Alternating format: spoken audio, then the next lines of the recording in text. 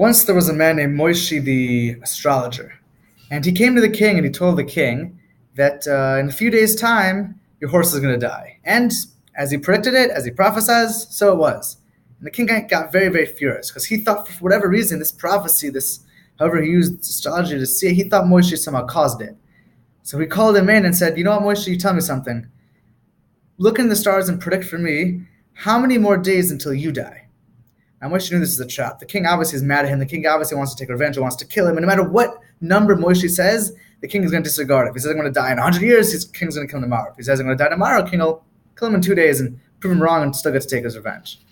Moshe looks back at the king and his response is, I don't know how many days until I die, but all I can see looking into the future is the day that I die is the day that the king is going to die as well. This is a joke that goes around, but I think the message of the joke is actually something we could take with us. That people look at Nevuah and they look at prophecy as something which is crazy, it's astrology, it's in the stars, it's funny, it's a joke, it's like, you're going to die in 3 days, you're going to die this, you're going to die on the same day, it's all things in the future. And it's not always like that. Rav Nachman Leibtag makes a very good, interesting point. It says Nevuah is not about prophecy, it's not always about seeing the future. A Navi is not someone who just sees the future all the time. He knows when things are going to happen. A Navi is someone who's supposed to be a spokesman between HaKadosh Baruch Hu and the Jewish people. That's the job of a Navi, to be that spokesman. There are going to be times where he's going to have prophetic visions and he sees the future. There are going to be times that that's not even part of what his job is. His job is to relay things over. His job is to give mussar and encouragement. His job is to do other things like that. That is really the role of a Navi, to be a spokesman. The Rambam takes a somewhat different approach and says there's really two aspects to being a Navi.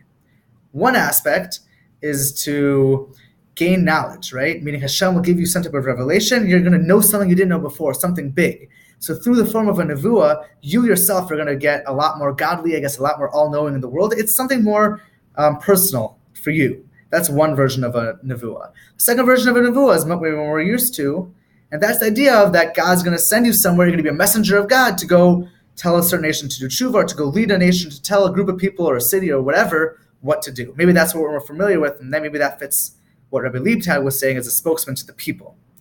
Now, understanding this Rambam could really help us understand a different Gemara. There's a Gemara in Megillah that talks about how the Jewish people had, double the amount of people that left Egypt. There were Nevi'im in Klal Yisrael, which is like, what?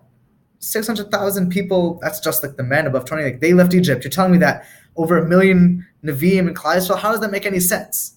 No. The answer is, of course it doesn't make sense when you look at Nevuah as something which is a messenger for the people. Or, with a specific mission from God. There weren't that many people like that. Those were more limited, more specific. But if you look at Nevuah, as the Rambam says, as a personal thing you get to bring yourself up, well, there could be many people like that. So why don't we find it in the Torah? We don't find it in the Torah because it's not necessary. That's what the Megillah says also. We only wrote down the Nevuahs that are practical for us. So the fact that some random Jew got this Nevuah and became a better person because of it, that's not going to be written down. But when Yirmiyahu gets a prophecy and it's about the upcoming, destruction, he needs to go tell that to people. He has a mission, and there's obviously prophetic, goals and lessons we could take from ourselves. So that's going to be written down.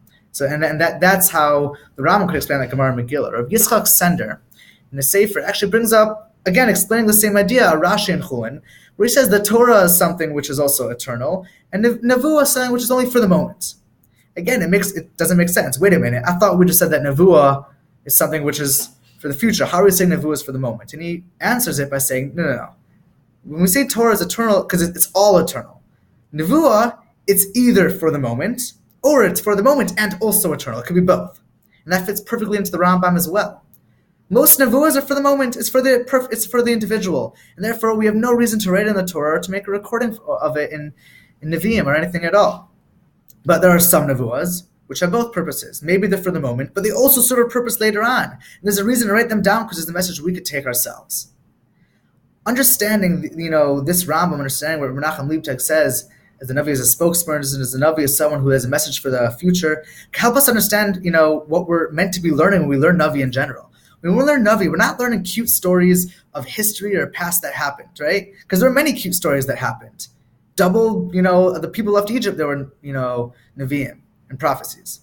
The things we're reading are things that were supposed to, impact us today. That's the only reason they were written, And if we have that mindset when we read Navi, we could try to take lessons that we read and apply them to our daily lives and not just be reading randomly and enjoying it, which is good too, but we could really take the messages and apply them to our lives as well. We could really gain a lot out of it.